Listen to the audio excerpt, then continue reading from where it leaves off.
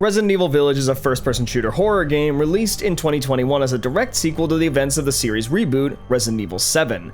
For those of you who are having deja vu, that would be because I reviewed RE8 all the way back in Halloween of 2021 when I first introduced my reviews. I wanted to do the game justice now that I have a PC that can actually run and record it at the same time without it turning into Minecraft, along with making a video with the new formatting, editing, scripting, and much better audio quality that have come over the years, much like I did for Metroid Dread. How does this game fare now that you can actually understand what's on screen? Let's get into it. The game rewards you for your time and exploration with lots of loot and the occasional mini-boss. Most of these are in the form of rare items that can be sold for large sums of coin, while others are rare animals that can be used to permanently upgrade your in-game abilities. However, we arguably see the game's most glaring flaw very early in the form of a lack of internal logic and continuity. The game stubbornly relies on scripted cutscenes which must play out in a very specific way, meaning that the player may be randomly teleported to a completely different location when the conditions for the cutscene are met if the player is not where the cutscene wants them to be. In the worst cases, areas look as though these interactions in the cutscenes never happened, despite the player's ability to revisit those areas that they took place in. I actually made an entire video on this specific point, which you can find up here and in the description. Not to mention that the difficulty spikes unexpectedly hard early in the game, which can be seen as both a good and bad thing from a design standpoint. Specifically, the enemies in the early game are very bullet spongy and difficult to kill with the starting handgun. This is good because it establishes the difficulty that you can potentially expect from most of the rest of the game early on, as well as making you dread getting into combat. But bad because making enemies seemingly unkillable in the early game conditions the player to think that combat is exclusively a bad idea, and having high difficulty enemies just because they have a lot of health is almost always a lazy design crutch to lean on rather than creating encounters that are challenging for legitimate or interesting reasons. That said though, the game does make an effort to guide the player through the usage of colored tape that stands up from the background. These mark objects in the environment that can be interacted with, and many times these are directly needed to progress, such as levers or locks on doors. However, it can be easy to still get lost if you forgot about a clue or where you were going. Lastly, the game does both have New Game Plus and a huge swath of additional content to unlock.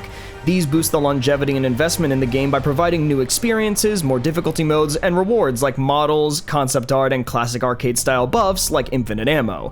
Rewarding the player for their time investment in the game is always a good thing, and Resident Evil Village does so in spades.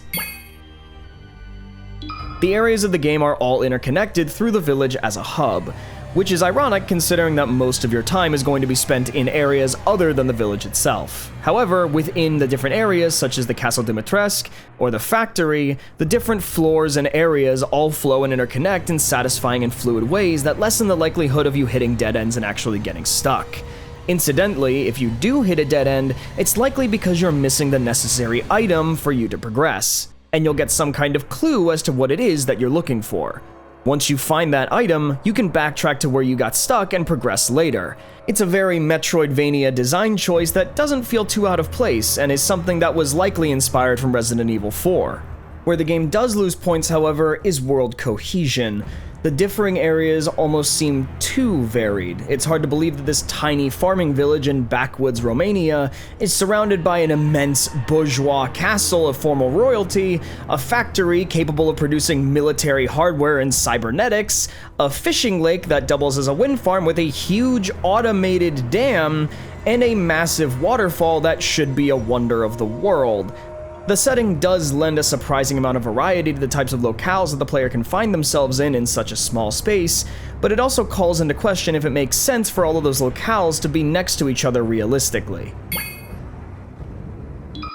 Aside from the odd animation or two and the weird teleporting thing during the cutscenes, which I'm either chalking up to a lack of attention to detail or a stubborn adherence to their ideas for cutscenes, I never experienced any major glitches of any kind. There weren't any consistently distracting bugs, let alone anything game-breaking. My only real issue would be a lack of optimization, but with the amount of tweaking to the game performance that RE8 lets you do, that's hardly a point.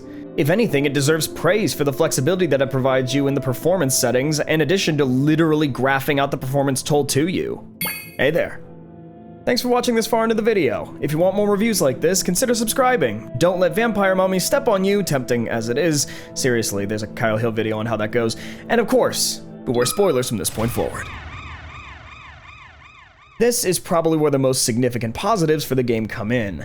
Village certainly does everything that it can to hook the player as soon as possible. It throws you into the deep end immediately by killing your wife, kidnapping your kid, and villainizing the series' long-running protagonist Chris Redfield for doing both before promptly caving your face in with the butt of a rifle. Your motivation isn't so much handed to you as it is beaten into you with a good old dose of military police brutality.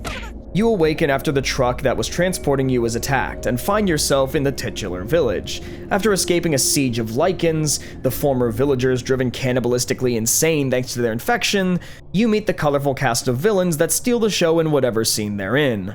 Well, most of them do, anyway. Looking at you, Moreau.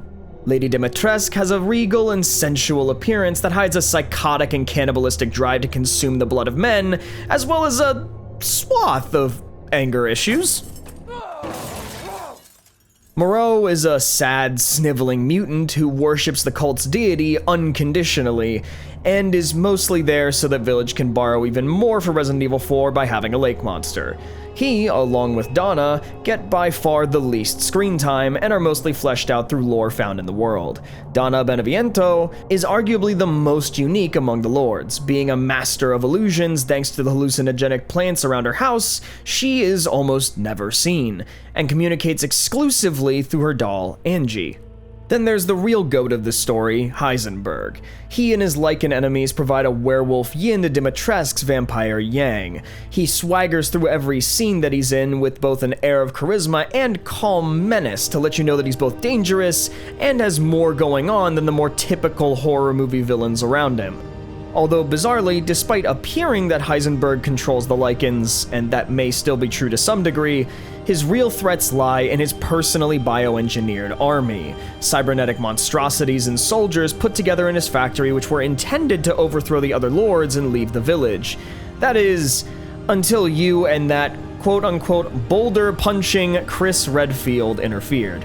Following this encounter, the narrative through-line is finding your kidnapped/stolen plot MacGuffin by scouring and/or murdering your way through the 4 levels, noble houses, and confronting the deity of local cult du jour, Mother Miranda. If this were all that it had going for it, the story would be fairly weak and cliché, but the bosses all help to carry the plot in spite of that, and the game does 2 very important things. First, it establishes relevancy by serving the purpose of a lore prequel to the entirety of Resident Evil, explaining the true origin of Umbrella Corporation's founding and how they came to make the weapons they do. Mother Miranda discovered the Megamycete, an enormous fungal root beneath the village, which was once worshipped as a black god. Using the fungus, Miranda is canonically the first character in the Resident Evil series to have used an infection to grant superhuman abilities, and using this, she sought to return her daughter back to life. It was only when Spencer, one of the founders of Umbrella, met Miranda that the idea to spread this to the realm of using viruses and parasites happened instead. Secondly, Resident Evil Village does actually address the biggest glaring plot hole of seemingly both this game and of Resident Evil 7. How on God's green earth does Ethan keep getting away with...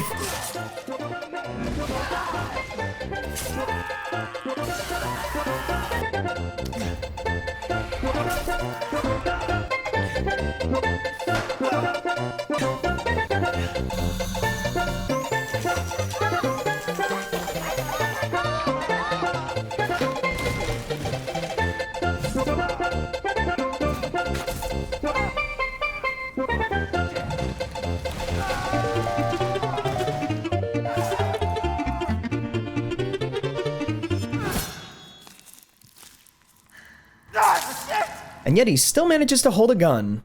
Who knows? Maybe the real through line of Resident Evil 7 and 8 is the devs coping with their crippling chirophobia. Thanks for having me back after all these years. Everything still tastes like copper though. Still don't have an explanation on that. How do you taste anyway? You weren't designed with a tongue. We should let the audience get back to their video. We can talk off screen. Oh, yeah, fair enough. What was this you were saying about something tasting...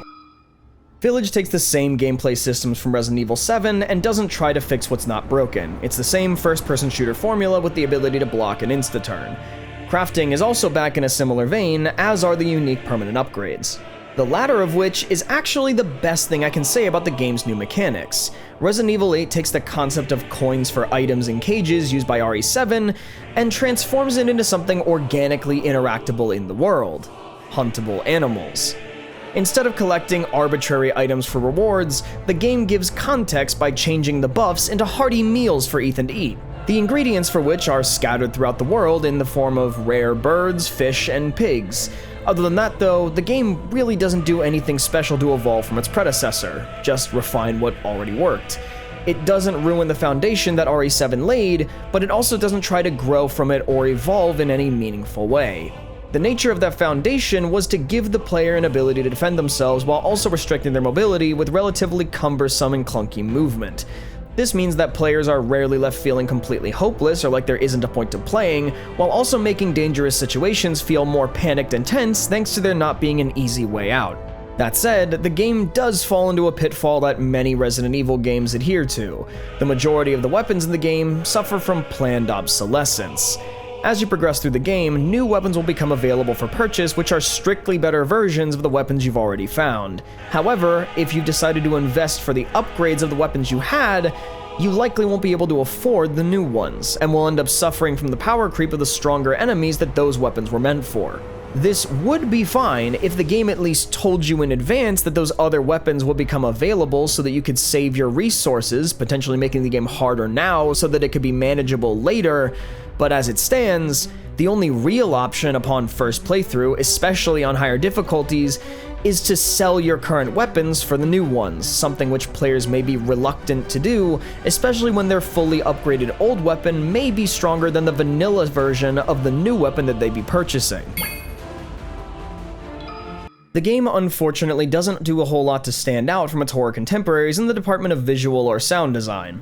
It goes for a grungy, realistic style that's mostly gray and brown with only a few standout exceptions, such as the inside of the castle, and the OST doesn't provide anything particularly memorable. It's just competent. Much like the mechanical foundation pulled from the previous game, the visuals and audio serve their purpose well without pushing the envelope with much in the way of overtly new ideas. There's nothing bad about it, but there's also nothing interesting to report on. Although the whole yellow paint and yellow tape thing indicating an interactable object is a visual design trope that's become normalized throughout most of modern Resident Evil. Regardless of whether or not it's realistic or may be found subjectively annoying, it does mean that the player is not only being visually conditioned to find what they need in this game, but also most entries of the series going forward. While not an isolated design element to this specific game, that visual design choice does provide unity with the entire rest of the franchise in the modern day. In terms of this game individually, however, it does get bonus marks for one particular detail in sound design. While wandering through Castle Dimitrescu, Lady Dimitrescu will stalk you after a certain point in the game until you eventually defeat her. While in the castle, you can hear her footsteps echoing through the castle halls and through the walls of your hiding places.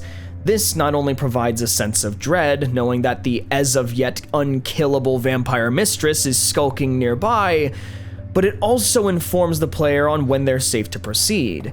And speaking of Metroidvania, it brings back the same energy as the SAX all the way back in Metroid Fusion.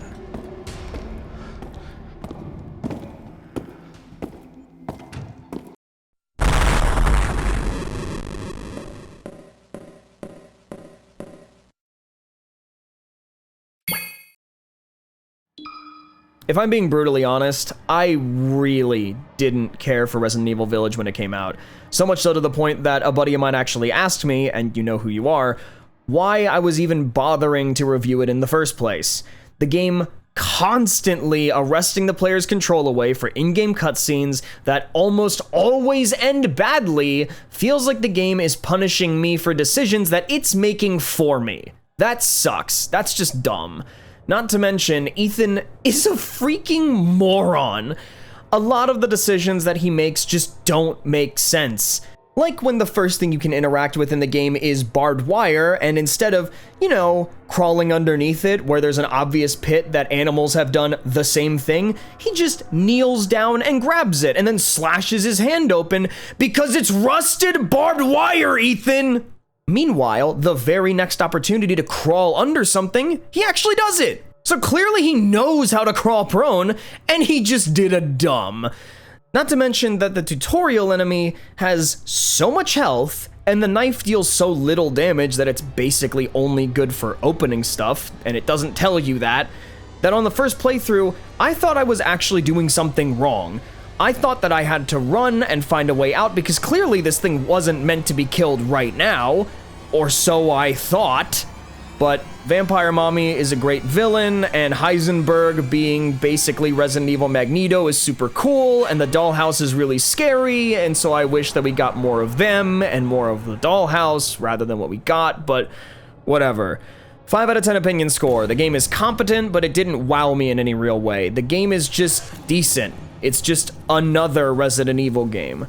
Although, to differ from my previous opinion spiel the last time I made this video, I will say in confidence that Resident Evil Village is, for almost all intents and purposes, essentially just Resident Evil 4, but worse. If you liked Resident Evil 4, you're gonna find a lot of things in 8 to be familiar, and things you'll probably like, and so I recommend it to you in that case, but otherwise, there are better horror games out there. But enough about what I think.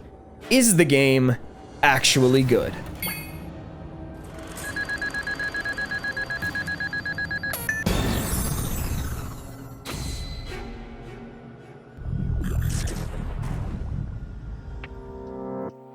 Thank you all so much for watching, and especially those of you who saw my original review. You are my real favorite people. The old one is still up, by the way. It just won't be in the playlist for Is It Actually Good anymore. It's going to be replaced with this one.